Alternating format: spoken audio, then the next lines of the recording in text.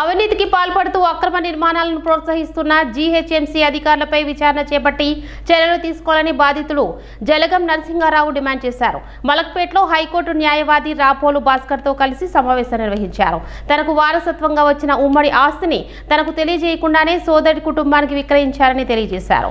అందులో ఎలాంటి నిర్మాణాలు చేపట్టవద్దని ఉత్తర్వులు ఇచ్చిందని వివరించారు. అధికారుల అండతో అక్రమ నిర్మాణాలు యథేచ్ఛగా కొనసాగిస్తున్నారని ఆరోపించారు. పలుమార్లు అధికారులకు ఫిర్యాదు చేసిన పట్టించుకోవడం లేదని తెలిపారు. అధికారులు అక్రమార్కులతో కుమ్మక్కై ఇష్టారాజ్యంగా వ్యవహరిస్తున్నారని చెప్పారు. సమగ్ర విచారణ చేపట్టి చర్యలు తీసుకోవాలని డిమాండ్ చేశారు. తమ్ముడు ఆయన వాటా ఆయన చనిపోక ముందు తీసుకున్నాడు, ఆయన వెళ్ళిపోయాడు. ఈ ఆస్తి మా క్లయింట్కి వచ్చింది.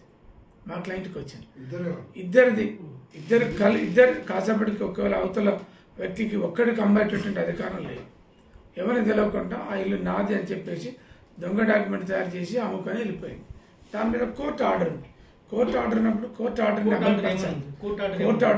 నాట్ టు ఎలినేషన్ అనింది, not to construct any building అని.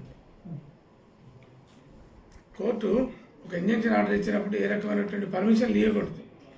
అయినా పర్మిషన్ కంటెంప్ట్ వేస్తున్నాం. వీళ్ళందరి మీద కూడా కావాల్సినటువంటి అన్ని రకాల చర్యలు తీసుకోవాలని చెప్పేసి anti corruption bureau director general of police first commissioner Krishnaiah ఉండే, అరుణ కుమారి వచ్చింది, ఆమె కూడా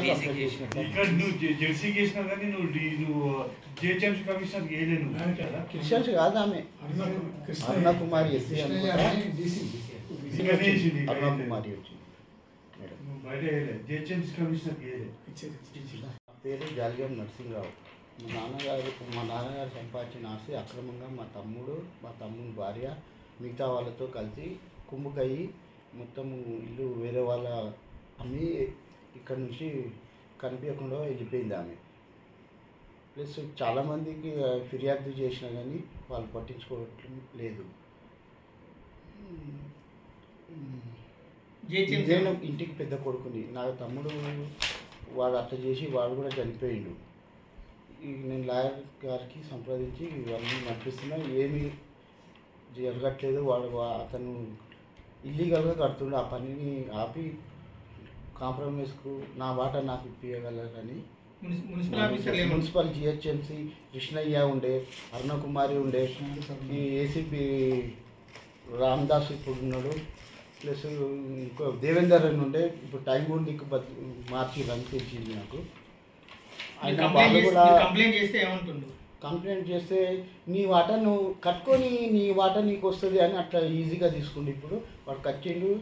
ఇప్పుడు పేపర్ నేను ఫోటోలు తీసి ప్రతి ఫోటో కోర్టులో పెట్టడం. కంప్లైంట్ ఏసీపీకి రెండు లెటర్ సార్ సతీష్ బాబు ఇవ్వలేదు.